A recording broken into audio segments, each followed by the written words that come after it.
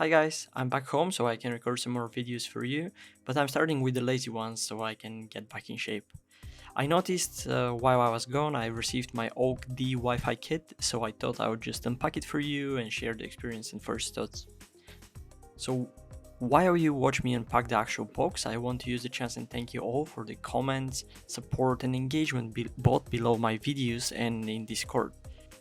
I believe we are building a very nice community, even though small, so simply thank you.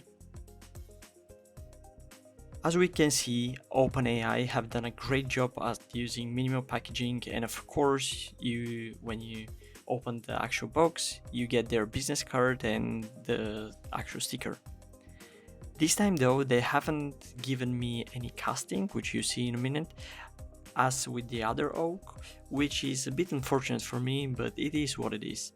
The shape of the OAK-D also seems a bit off, but I think it is because of the added Wi-Fi adapter on the board, and I think this is why it is missing the casting as well.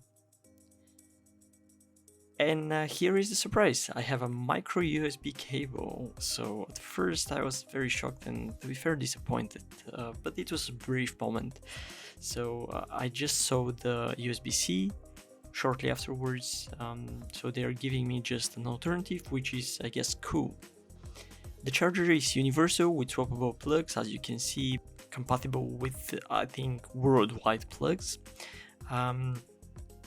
So now to the main event. You can see here the actual OAK-D, and you can see the heatsink in the processor, and the Wi-Fi module, the main camera, and of course the side cameras which are attached to the board. It is good looking at them. Here are the side cameras, and this is the Wi-Fi module actually. You can see it's taking a lot of space, so maybe that is why they didn't include the casting, because it just couldn't fit.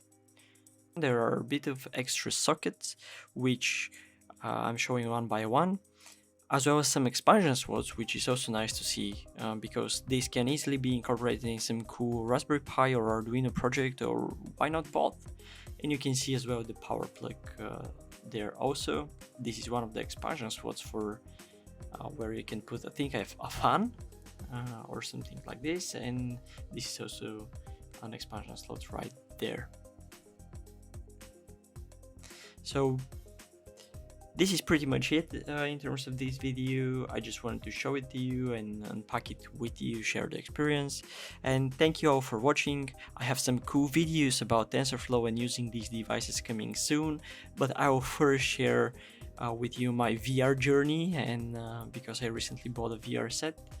And this will be the next video, and after that we dive directly into deep learning and then some other cool softwares using these devices and stuff like this. So thanks again for watching, please consider subscribing, and see you next time. Bye bye.